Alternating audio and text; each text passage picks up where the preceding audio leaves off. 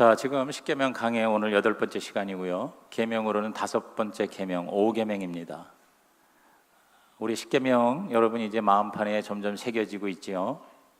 신의 안부 살간도 증탐. 시작. 신의 안부 살간도 증탐 그랬어요. 그래서 그동안 우리는 4계명을 살폈습니다. 즉 신우이 안 그랬어요. 신, 다른 신을 절대 두지 말라. 오직 하나님만이 신이다. 우상 숭배하지 말아라. 이 하나님의 이름을 망령되게 함부로 부르지 말아라. 안식일을 거룩히 지키라 그랬어요. 이거는 하나님과의 관계의 대신적 계명이라고 합니다. 하나님을 사랑하는 계명이죠. 이제 오늘부터 인간과의 관계에서의 대인적 계명에 들어갑니다. 그 첫 번째가 바로 부모를 공경하라 하는 5번째 5계명인데, 우리 아까 읽었지만 다시 한번 출애굽기 20장 12절 말씀을 우리 다 같이 읽습니다. 시작. 내 부모를 공경하라. 그리하면 내 하나님 여호와가 내게 준 땅에서 내 생명이 길리라. 여러분이 십계명 강의를 들으시면서 죄책감이 들거나 또 부담이 되어 힘들지 않기를 바라요. 하나님이 여러분 힘들게 하려고 또 죄책감에 시달리라고 계명 주신 거 아닙니다. 여러분 잘 살게 하려고, 진짜 하나님의 자녀답게 살게 하려고 주신 사랑의 레터입니다. 러브 레터예요. 죄 안 짓고 죄 이기고, 그래서 진짜 자유함을 얻으라고, 진리를 알지니 진리가 너희를 자유케 하리라 그랬어요. 오늘 저와 여러분이 이 계명을 통해서 죄를 이기고 하나님의 뜻대로 살아 진짜 최고의 행복 인생이 되시기를 주의 이름으로 축원합니다. 우리 이 5번째 계명은 사실 다루기가 쉬운 게 아닙니다. 왜냐하면 다 사람마다 처지가 다르고 입장이 달라요. 어떤 자녀는 평생 부모의 속을 세게 해요. 망나니 삶을 살고 부모가 오히려 죽을 때까지 자녀를 섬겨야 하는 그러한 부모 자식 관계가 있어요. 또 어떤 자녀는 정말 최선을 다해서 부모를 섬기는데도 불구하고 부모가 그거를 만족해 여기지 못해서, 또 그 부모가 부모다운 모습을 보이지 못해서 부담이 되고 짐이 되고 괴롭게 사는 사람들도 있어요. 사실 이 5계명부터는 상대적인 계명입니다. 1계명부터 4계명까지는 절대적인 계명이에요. 하나님과의 관계입니다. 세상에선 관심을 안 가질 수도 있어요. 그런데 이 5계명부터는 세상에서도 굉장히 중요하게 가르치는 윤리와 도덕이 되고 있지요. 어떻게 보면 예수 믿는 사람보다 더 효도하는 사람이 있을 수 있습니다. 이건 사실 구원과 관계된 게 아닙니다. 오히려 예수 믿는 것 때문에 더 부모와의 관계가 힘들 수도 있는 것이에요. 그렇기 때문에 이 문제는 여러분이 주님 안에서 각각 개개인의 처한 상황에 따라서 결단해야 할 그러한 윤리적인 계명이에요. 그러나 이것이 하나님의 뜻인 이상 저와 여러분은 최선을 다해서 5계명부터 10계명까지도 기쁘고 즐겁게 지키시는, 그래서 복을 받는 하나님의 백성 되시기를 주님의 이름으로 축원합니다. 여러분, 이 5계명은 바로 인간의 최고의 윤리라고 볼 수 있어요. 흔히 일륜, 천륜이라고도 합니다. 성경도 부모에 대한 관계를 굉장히 중요시 여깁니다. 지금 우리는 10계명을 다루고 있는데 신명기 27장에 보면은 저주 10계명이라는 게 있어요. 아마 여러분 혹시 처음 들으신 분도 계실 겁니다. 그 저주 10계명의 첫 번째가 바로 부모를 제대로 공경하지 않으면 우리에게 화가 있을 거라, 이런 말씀을 합니다. 자, 신명기 27장 16절입니다. 다 같이. 그의 부모를 경솔히 여기는 자는 저주를 받을 것이라 할 것이요 모든 백성은 아멘 할지니라. 부모를 경홀히 여긴다 그랬어요. 조금 어려운 말이죠. 경홀히 여긴다는 것을 세번역에서는 업신 여긴다. 좀 쉽죠? 업신 여긴다. 영어 성경에 보니까 dishonor 그랬어요. dishonor. 여러분, 부모를 공격하라는 말을, 부모를 공경하라는 말을 honor your parent를 했어요. honor라는 말을 써요. 존귀하게 여기라, 명예롭게 여기라는 뜻이에요. 그런데 그 반대는 dishonor라고 해요. 영어에 dis를 붙이면 반대가 됩니다. 그래서 부모를 경홀히 여긴다, 업신 여긴다, 명예롭게 하지 않는다, 불명예스럽게 한다, 그런 뜻이죠. 그러한 자는 저주를 받는다 그랬어요. 근데 사실은 이 부모를 불경하는, 공경하지 않는 것은 부모 자식 간의 문제만이 아니라 가정의 전체의 문제일 수가 있게 됩니다. 가장 사실 무서운 것은 이 가정에서 서로를 믿지 못하고 신뢰하지 못하고 사랑하지 못하는 거죠. 가정은 하나님이 우리에게 주신 최초의 삶의 복의 시스템이거든요. 근데 이것이 깨지는 건 인생의 의미와 가치가 사라지는 비극 중에 비극인 것입니다. 그래서 가정을 하나님이 행복하라고 주셨는데 오히려 가정 때문에 인생이 불행해지는 경우 얼마든지 있을 수 있어요. 이미 수천 년 전에 미가 선지자는 그러한 인간의 타락한 모습에 대해서 이렇게 개탄하고 있습니다. 미가서 7장 5절에서 6절입니다. 너희는 이웃을 믿지 말며 친구를 의지하지 말며 내 품에 누운 여인에게라도 내 입의 문을 지킬지어다. 아들이 아버지를 멸시하며 딸이 어머니를 대적하며 며느리가 시어머니를 대적하리니 사람의 원수가 곧 자기의 집안 사람이리로다. 네, 슬픈 일이지만 자기의 원수가 가장 가까운 집안 식구인 경우 얼마나 많습니까? 그렇죠? 우리가 모르지만 엄청난 가정의 비극과 슬픔이 있습니다. 여러분이 인생을 살면서 상처를 많이 받잖아요. 근데 그 상처가 먼 나라 사람이 우리한테 주지 않습니다. 여러분 트럼프 대통령 때문에 상처받는 사람 손 들어보세요. 거의 없어요. 다 뭐냐면 가까운 사람이에요. 내 부모 때문에, 자식 때문에, 내 배우자 때문에, 또 가까이 함께하는 매일 보는 뭐 직장에서의 동료 때문에, 또 그렇게 믿는 자들이 모인다는 교회에서조차도 가까운 사람이 상처를 주고 받는 것이죠. 어느 초등학생이 십계명을 외우는데 제가 아까 말을 약간 헛발음이 나와서 그 얘기를 했는데, 이 5계명을 내 부모를 공격하라 이렇게 써냈어요. 그러니까 의도적으로 했는지 모르고 그랬는지 모르지만 내 부모를 공경하라 하지 않고 공격하라 이렇게 써냈대요.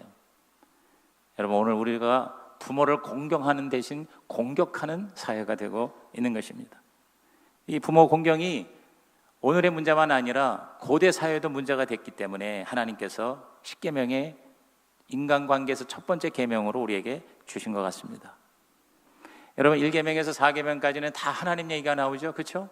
하나님만 신이다, 하나님의 우상을 숭배하지 말아라, 하나님의 이름을 가볍게 쓰지 말아라, 하나님의 나를 잘 지키라 그랬잖아요. 근데 5계명부터 10계명까지 6계명 중에는 하나님이라는 말이 나오는 유일한 계명이 5계명이에요. 다른 데는 하나님이라는 말이 나오질 않아요. 자, 오늘 우리 다시 보면 부모를 공경하라. 왜? 내 하나님 여호와가 내게 준 땅에서 너가 생명이 길리라 그랬어요. 내 하나님 여호와라는 말이 나와요.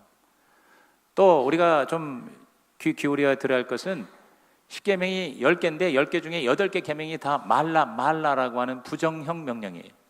그런데 하라는 긍정형 명령, 이거는 두 가지인데 4계명의 안식일을 거룩히 지켜라 하고 5계명의 부모를 공경하라 이렇게 얘기 나옵니다.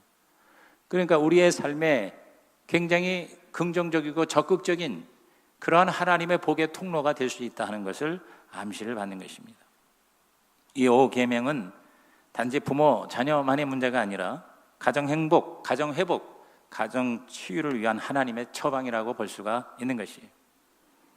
즉 부모는 자녀를 잘 양육해야 할 의무가 있고 자녀는 부모를 존경하고 사랑하고 공경해야 할 의무 있음을 성경은 강조하고 있어요. 이 십계명이 우리에게 주어진 때가 지금으로부터 3,500년 전인데 3,500년 전이나 지금이나 가정은 항상 문제 가운데 있고 상처를 받고 무너지고 있고, 근데 그에 대한 처방과 해답은 바로 하나님의 사랑이라는 것입니다. 하나님이 가정 만드셨고 그 가정이 진짜 행복한 우리의 울타리가 되게 하는 것은 하나님의 법을 따르는 것이라는 거죠. 그래서 신약에서도 에베소서 5장 6장이 바로 가정장인데 거기서도 우리 사도 바울은 모든 가정의 처방은 하나님이 함께 하셔야 된다. 그래서 그 유명한 에베소서 5장 18절에 이렇게 결론을 냅니다. 오직 성령의 충만을 받으라. 시작. 오직 성령의 충만을 받으라. 그러니까 성령님이 함께하는 가정이 되어야 된다. 성령님이 우리 부모에게도 자녀에게도 형제에게도 충만해야 그 가정이 바로 지상의 천국 가정이 될 수가 있다. 이렇게 말씀하고 있는 것이죠. 우리에게 부모는 생명의 근원이고 존재의 뿌리라고 할 수가 있죠. 물론 하나님이 우리에게 주셨습니다만 부모를 통해서 일종의 부모는 생명의 통로가 되는 것이죠. 그렇기 때문에 어떻게 보면 부모는 하나님과 함께 저와 여러분을 함께 창조하신 분이라고 볼 때 부모를 사랑하는 것은 하나님을 사랑하는 것이 되고 하나님을 경외하는 것은 부모를 공경하는 것이 된다. 그래서 모든 이 세상의 좋은 윤리와 도덕의 체계는 다 이 부모 공경과 부모를 효도하는 이러한 삶의 의무를 또는 규범을 우리에게 보여주고 있습니다. 우리 고전에도 군사부 일체라고 그러죠. 임금과 스승과 부모는 하나다 이렇게 얘기했는데 우리 그리스도인에게는 신부모 일체라고 할 수 있습니다. 하나님과 부모는 하나다 이렇게 얘기할 수 있겠죠. 그런 점에서 십계명을 저와 여러분이 받아들였으면 좋겠습니다. 어떻게 보면은 가족 일체라고도 할 수 있죠. 하나님이 우리 가족과 함께 할 때 이 가정이 바로 하나님이 가정을 창조하신 목적을 이루는 진정한 하나님의 나라가 될 수가 있다는 것이죠. 가족이란 하나님이 저와 여러분에게 붙여주신 뗄래야 뗄 수 없는 한 몸이 되는 것입니다. 버릴래야 버릴 수 없는 최고의 이웃이 되는 것입니다. 부모를 여여봐야 자식이 될 수 있고 자식을 낳아봐야 부모가 될 수 있다는 옛말이 사실인 것이죠. 속썩이는 자녀를 버릴 수가 없듯이 부모 역할 못하는 부모도 무시할 수가 없는 것입니다. 그 부모가 나한테 잘해줘서 그 자식이 공부 잘해서 내가 사랑하는 게 아니잖아요. 부모라고 하는 존재와 위치 때문에 자녀라고 하는 그 관계 때문에 우리는 이 가족의 관계를 하나님 앞에 날마다 새롭게 정립해야 될 줄로 믿는 것입니다. 오늘 저와 여러분이 하나님을 사랑하는 마음으로 우리의 부모를 사랑하고 우리의 가족을 사랑하시는 그래서 행복한 가정이 되시기를 주님의 이름으로 축원합니다. 두 번째로 우리가 이 부모를 공경하는 이유는 무엇인가를 잠시 생각해 보는 것이죠. 여러분 공경하다라는 히브리어는 카베드라고 그래요. 따라합시다. 카베드. 이 카베다는 말은 무겁다는 뜻이에요. 무겁다. 근데 이것이 명사가 되면 간이라는 뜻입니다. 여러분 우리 인간의 여러 조직 중에 간이 가장 무겁답니다. 간이 생각보다 크고요. 굉장히 무거워요. 간은 굉장히 중요한 요소죠. 아무리 얼굴이 멀쩡해도 간이 썩으면요, 그건 죽는 거예요. 건강할 수가 없는 거예요. 이처럼 이 공경하다는 말은 귀하게 여기고 무겁게 여기고 중히 여긴다는 뜻입니다. 고대 근동에서 지속적으로 아주 존귀하게 봉양을 하라 하는 의미인 것이에요. 왜냐하면 지금은 우리가 여러 가지 사회복지 제도가 있지만 고대에는요, 가정에서 자녀가 부모를 온전히 지켜주지 않으면 부모는 살아갈 수가 없는 그런 사회가 고대 사회인 것이죠.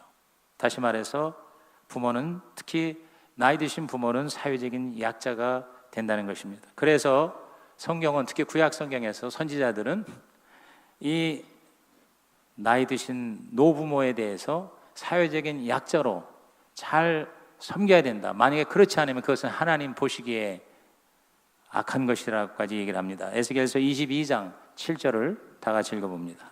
그들이 내 가운데서 부모를 업신여겼으며 내 가운데서 나그네를 학대하였으며 내 가운데서 고아와 과부를 해하였도다. 부모를 업신여기고 나그네를 학대하고 고아와 과부를 해했다.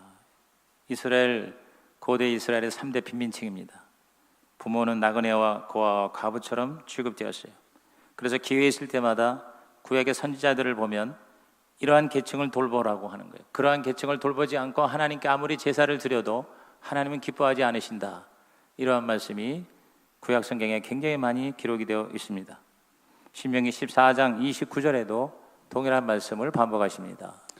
너희 중에 분깃이나 기업이 없는 레위인과 내 성중에 거류하는 객과 및 고아와 과부들이 와서 먹고 배부르게 하라. 그리하면 내 하나님 여호와께서 내 손으로 하는 범사에 내게 복을 주시리라. 여러분 잘 아시다시피 12지파 중에 모든 지파에게는 땅을 나눠줬지만 레위 지파는 하나님을 섬기는 제사장 직분을 하는 레위 지파는 땅을 나눠주지 않았어요. 오늘날 말하면 성직자들이죠.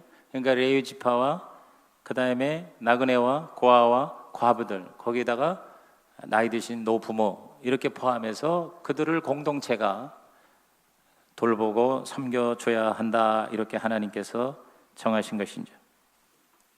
그렇습니다. 우리가 부모를 공경해야 하는 이유는 꼭 이유가 있어서가 아니라 공경받을 만한 존재이시죠. 왜? 우리를 낳아주셨기 때문에. 그래서 상식선에서 또는 인간의 기본적인 윤리와 도덕선에서도 부모를 함부로 대하지 않게 하신 거예요. 하나님의 그런 어떤 특별 계시가 모든 전 사회와 세계에 이것이 간접적으로 계시가 된 거예요. 제가 여러 번 얘기했죠. 법은 바로 신이다. 신과 법은 동의어입니다. 어원이 같아요. 그러니까 하나님이 인간을 만들고 그 하나님 되심으로 인간의 삶의 도리를 우리에게 내려주실 때 그것들이 우리 꼭 기독교만이 아니라 성경만이 아니라 모든 세상에 이것이 다 스며들게 되는 거예요. 그래서 지금 5계명부터 10계명은 거의 모든 세상 나라의 기본의 법이 되고 있는 것이죠.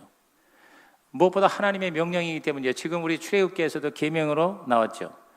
또 다른 이 10계명의 개정판인 신명기에도 5장 16절에 같은 얘기가 나옵니다. 다 같이 읽습니다.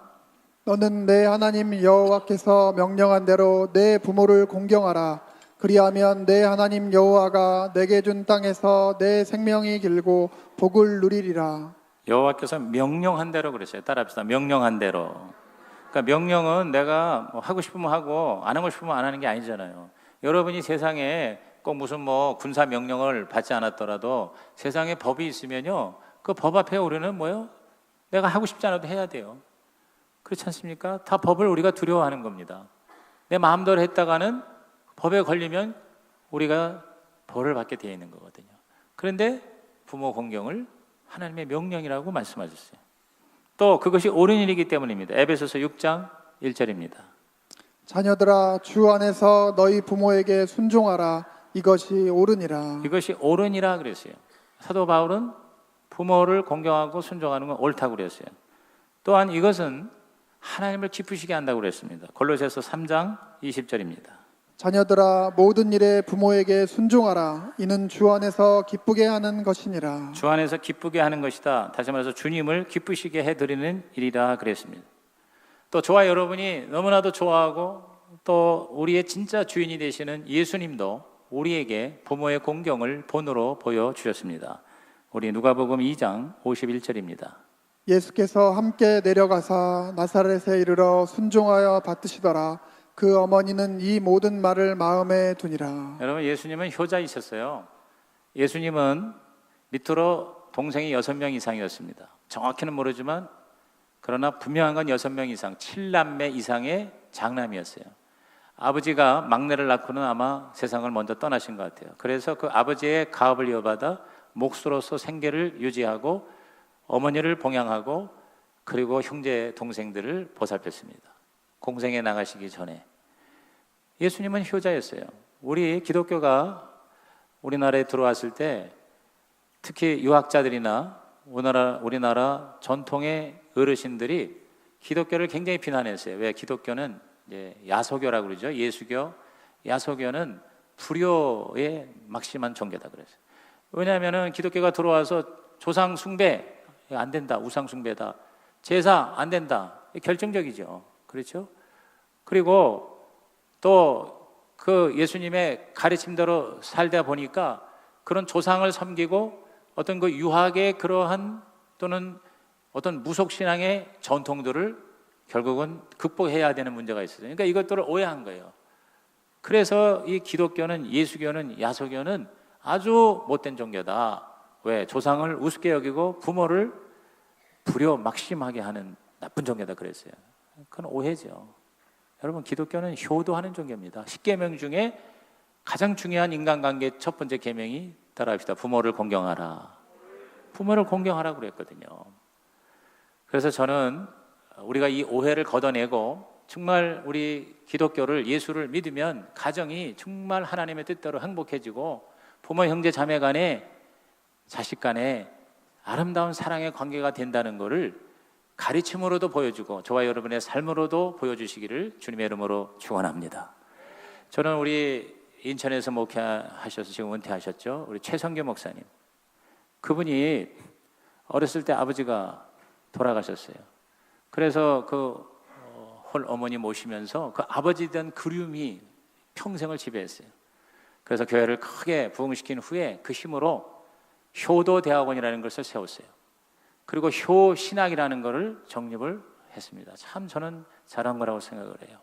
기독교가 얼마나 효를 강조하고 효도를 아주 중요한 가치로 여기는 것임을 신학적으로 학문적으로 정립을 하고 그리고 많은 교사들을 방출하는 그러한 효도대학원을 세웠습니다.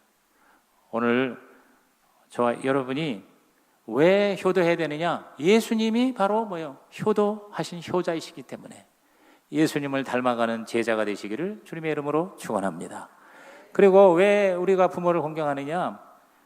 권위에 순종하는 첫걸음이 바로 부모를 공경하는 거예요. 아이들이 태어나서 먼저 만나는 첫 번째의 권위가 부모의 권위입니다. 그러니까 부모의 권위를 잘 받아들이고 순종해서 집에서 잘 양육된 이러한 자녀들이 하나님의 권위, 영적 권위를 받아들이기가 쉬워요. 여러분 보세요. 아버지의 그 권위를 인정하지 못하는 사람이 아버지 하나님 친해지기 쉽지 않습니다. 세상에 나가서 학교에서 스승의 권위를 존중해 주기 어렵습니다.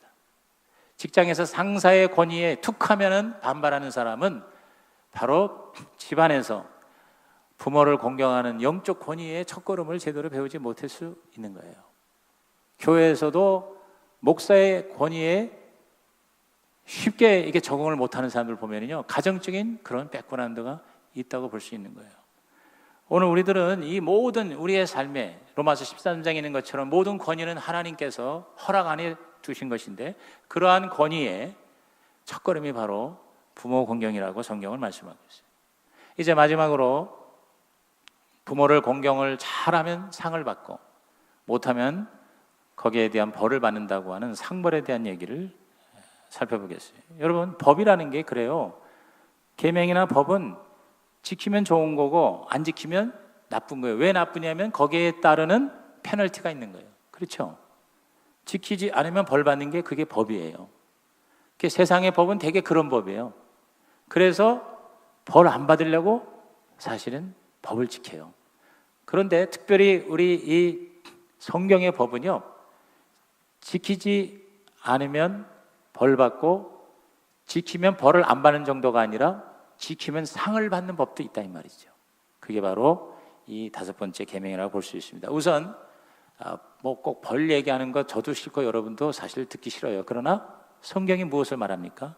부모를 멸시하고 학대하는 것에 대해서 명백한 죄라고 선언하고 있습니다. 출애굽기 21장 15절입니다. 자기 아버지나 어머니를 치는 자는 반드시 죽일지니라. 친다는 말은 이제 진짜 그야말로 때리고 폭력, 공격, 학대 이러는 거죠. 아주 강하게 이제 어게인스트하는 거죠. 대드는 거겠죠. 저와 여러분 중에 부모를 때리고 그러는 사람이 있겠습니까? 근데 부모에 대해서 실제로 폭력을 행하지 않지만 저주만 해도 구약 성경에는 사형에 처하라는 말씀이 여기저기 상당히 적지 않게 있습니다. 구타, 저주, 멸시, 조롱, 착취, 억압, 추방 이런 것들이 다 그 부모를 불경하게 하는 그런 모습들로 나와 있습니다. 여러분 중엔 그런 사람이 없으리라고 봅니다. 그러나 제가 서두에 얘기한 것처럼 이 부모 자식 간의 가정적인 이런 상황은 어느 한마디로 얘기할 수가 없어요. 여러분의 삶에 남모르게 남에게 말 못하는 많은 고통과 아픔과 상처가 있을 수 있습니다. 잘했는데도 불구하고 억울함과 어려움을 당하는 사람도 있을 수 있습니다. 부모가 평생 짐이 되는 사람도 있을 것입니다. 또 부모에 대해서 제대로 하지 못해서 마음에 늘 죄책감에 시달리는 사람도 있을 것입니다. 오늘 예배와 설교를 통해서 여러분이 그러한 모든 것이 십자가 안에서 해결되기를 주님의 이름으로 축복합니다.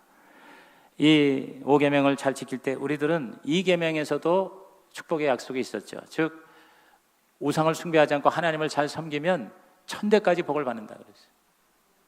그런데 이 5계명은요, 천대까지 복 받는다가 좀 막연할 수가 있거든요. 굉장히 실제적이고 그리고 굉장히 현실적인 축복을 우리에게 약속하고 있습니다. 자, 우리 오늘 본문 출애굽기 20장 12절을 다시 한번 읽어봅니다. 시작. 내 부모를 공경하라. 그리하면 내 하나님 여호와가 내게 준 땅에서 내 생명이 길리라. 부모를 공경하면 내게 준 땅에서, 그랬어요. 땅에서. 뭐 천국 가서 복 받는 그게 아니라 땅에서 내 생명이 길리라 그랬어요. 이렇게 축복이 약속이 되는 어떻게 보면 유일한 계명이에요. 여러분 6계명부터 자, 다음 주에 공부할 살인하지 말라, 간음하지 말라, 도둑질하지 말라, 거짓말하지 말라, 남의 것을 탐내지 말라, 이런 계명들 다 말라는 거지, 그거 잘 지켰다고 무슨 복 받는 거 없어요. 그런데 부모를 공경하라 그러면 내 생명이 길리라, 장수의 복을 받는다. 신약에서 사도 바울은요, 여기도 보태서 에베소 6장 2절에서 3절에 이렇게 우리에게 축복을 약속합니다. 내 아버지와 어머니를 공경하라. 이것은 약속이 있는 첫 계명이니 이로써 내가 잘 되고 땅에서 장수하리라. 잘 되고 장수하리라. 시작.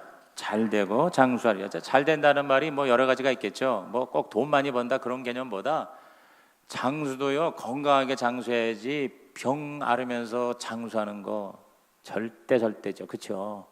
저는 요새 기도합니다. 하나님, 오래 사는 것보다 건강하게 살다가 많이 아프지 않고 또 우리 자식들에게 부담되지 않고 빨리 가게 해주세요. 나 요새 매일 기도해요.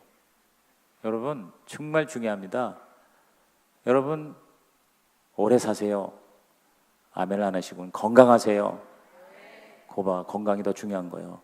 건강하게 오래 사세요. 예, 그렇게 되시기 바랍니다. 잘 되고 장수하리라가 뭐예요? 건강하게 장수하고 또 너무 없이 오래 사는 것도 보통 괴로운 일이 아니에요. 그러니까 생활적으로 공급이 잘 되면서 장수해야 되겠죠. 그렇죠? 그러니까 부여하며 장수하시기를 주의 이름으로 축원합니다. 근데 그 약속에 있는 첫 계명이 바로 뭐냐? 부모를 공경하라 하는 말씀인 것이죠. 이 부모 공경은요, 사실 우리 정경인 성경에는 명확하게 나와 있지 않습니다. 그럴 수밖에 없는 게 죄사함은 오직 예수 그리스도의 십자가 은혜로 말미암아요. 그런데 외경에 보면 부모를 잘 공경하면 속죄의 은혜까지 받는다고 나와 있습니다. 외경이라는 게 뭐냐면 성경 66권에 속해 있지 않은, 캐톨릭은 외경도 믿어요. 우리 개신교는 외경을 믿지 않습니다. 정경 66권만 믿습니다. 근데 외경의 집회서 3장 3절에 보면은 아비를 공경하는 것은 자기 죄를 벗는 것이다 이렇게 나와 있어요. 그러니까 그냥 우리가 그런 하나님의 은혜로 받아들이면 되겠죠. 집회서 3장 12절 15절에는 너는 내 아비가 늙었을 때 잘 보살피고 그가 살아있는 동안 슬프게 하지 말아라. 그가 서로 노망을 부리더라도 잘 참아받고 내가 젊고 힘이 있다고 해서 그를 업신여기지 말아라. 아비를 잘 섬긴 공은 잊혀지지 않으리니 내 죄는 용서받고 새 삶을 이룰 것이다. 내가 역경에 처했을 때 주님은 너의 효도를 기억하시겠고 내 죄는 얼음이 햇볕에 녹듯이 쓰러질 것이다. 그랬어요. 저는 이것이 뭐 구원받는 그런 죄사함이라기보다 저와 여러분의 여러 가지 허물과 여러분의 잘못된 것들이 부모를 잘 섬김으로 인해서 하나님이 그것을 은혜로 여겨 저와 여러분의 모든 잘못도 다 탕감하시고 우리 잘되게 하시는 은혜를 부어주실 줄로 믿는 것입니다. 우리가 부모를 실질적으로 공경하는 방법은 여러분이 각자 알아서 해결할 일이겠지요. 그러나 우선 그 마음을 편안하게, 마음을 즐겁게 해드려야 되겠죠. 무엇보다 우리는 부모에게 감사하는 마음을 항상 유지해야 되고 그것을 표현할 수 있어야 된다고 봅니다. 부모가 계시다는 그 존재 자체를 인정해 드리는 것만으로도 여러분 부모는 마음이 행복할 수가 있어요. 전화 한 통을 적절한 때 해드리는 것만으로도 고맙게 여기는 게 우리 나이 드신 부모의 심정인 것입니다. 어느 시골에 가난한 농부가 노모를 모시고 살고 있었어요. 그 농부는 부지런하고 효성이 지극하여 효자라는 소문이 이웃 마을까지 퍼졌습니다. 이웃 마을에 한 부잣집이 있었는데 그 부잣집 아들은 노모를 모시면서 효성을 다하여 맛있는 거 잘해드리고 좋은 옷도 입혀드리고 그러는데 정성을 다해도 효자라는 말을 한 번도 듣질 못했어요. 그래서 이 부잣집 아들이 그 가난한 집 그 아들 농부가 효자라고 하니 어떠한 효성을 했길래 그랬나 하고 찾아갔어요. 쌀이문 밖 이렇게 들여다보는데 해가 저물어 저녁 때가 되어서 그 아들이, 농부 아들이, 가난한 아들이 일을 마치고 집에 돌아와 마루에 앉았더니 글쎄 그 어머니가, 노모가 세숫대에다가 물을 떠가지고 와서 이 아들의 발을 씻겨주는 거예요. 그러면서 얘야 오늘 들에서 일하느라고 고생이 많았지? 별일은 없었냐? 어깨는 아프지 않냐? 하면서 그 어머니가 그 아들의 어깨를 주물러 주는 거예요. 그러니까 그거를 몰래 훔쳐보던 부잣집 아들이 뚜껑이 열리는 거예요. 아니 이게 무슨 효도냐 세상에. 어머니께 발을 닦게 하고 어머니께 어깨를 주무르게 하는 저 자식이 효자라고 하니 도대체 이게 무슨 소리야. 너는 야 효자가 아니라 불효자다 그러면서 뛰쳐나와서 냅다 욕을 했어요. 그러다가 멋쩍은 표정으로 뒤통수를 긁적이던 이 농부 아들이 나는 부모님께 어떤 식으로 하는 사람이 효자고 효도가 무엇인지 잘 모릅니다만 또 특별히 어머니께 잘하는 것도 없어요. 단지 어머님이 하시고 싶어 하시는 일을 하시게 하고 잡수시고 싶어 하시는 음식을 성의껏 구해다 드릴 뿐입니다. 지금 보시다시피 발을 닦아주고 제 어깨를 주물러 주는 것을 못하게 하면 어머니가 많이 섭섭해 하시고 우울해 하십니다. 그래서 어머니 하시고 싶은 거 하라고 제가 발을 맡기고 내 어깨를 맡긴 것 뿐입니다. 이렇게 대답했다고 그래요. 오늘 저와 여러분에게 무엇을 말하는가 메시지가 있다고 생각을 해요. 여러 가지 방법이 있으리라고 생각합니다. 근데 저는 어떤 분이 그렇게 하고 있다는 걸 저도 실천을 하고 있습니다만은 부모 11조라는 게 있어요. 부모 11조. 부모가 진짜 모든 거 재산을 많이 자식보다 더 많이 가지고 있는 부모도 있어요. 그러나 많은 경우 부모가 이제 경제적으로 좀 필요할 때가 있겠죠. 용돈이라도 필요할 때 있겠죠. 근데 우리가 교회에 하나님께 10의 1조를 드리지 않습니까? 그처럼 또 다른 10의 1조를 부모님께 드리는 거를 부모 11조라고 그래요. 그런 거를 또 실천하는 분도 계십니다. 아무튼 이 5계명 저와 여러분의 삶에 하나님 앞에서 여러분께서 하나님 주시는 음성대로 하나님 주시는 감동대로 이 땅에서 하나님을 기쁘시게 하고 여러분의 삶도 정말 하나님의 복을 받고 그리고 우리의 부모도 지금 살아계신 부모 계시다면 천국 가시는 그날까지 가장 행복한 가정이 되시기를 주님의 이름으로 축원합니다. 그래서 저는 존 존스의 책 우리 한 페이지를 여러분에게 인용해드리고 말씀을 마치겠어요. 무엇보다 하나님이 상황을 바꾸실 수 있음을 기억하자 등 돌린 가족을 보며 낙심하기는 쉽다. 가족 문제에서는 누구나 실수를 저지른다. 가족의 사상자들이 도처에 쓰러져 있다. 완전히 깨어진 가정도 있고 겉으로는 멀쩡해 보여도 수면 아래 긴장이 흐르는 가정도 있다. 좋지 않은 경험과 후회에 사로잡혀 도저히 벗어날 수 없다고 느낄 수도 있다. 하지만 하나님은 어떠한 잘못이라도 용서하실 수가 있고 최악의 상황이라도 능히 변화시키신다. 하나님은 우리가 온전한 가정을 이루도록 도우신다. 참으로 좋은 소식이 아닌가. 예수님의 오심과 죽으심과 부활은 하나님과 사람 사이를, 사람과 사람 사이를 화해시키는 것이다. 그 화해가 이루어질 최적의 장소이자 가장 시급한 자리가 바로 저와 여러분의 가정이다. 그래서 그리고 마지막 진정한 효도란 무엇인가? 단정코 부모를 구원의 길로 인도하는 것이다. 당신이 멈칫거리고 있는 사이, 내일로만 미루고 있는 사이, 혹은 긴 인생 짧은 인생으로 이 방을 떠나게 될 것이다. 당신의 부모를, 당신의 사랑스러운 가족을 천국에서 만나볼 수 없다면 그 이별의 슬픔을 어떻게 견딜 것인가?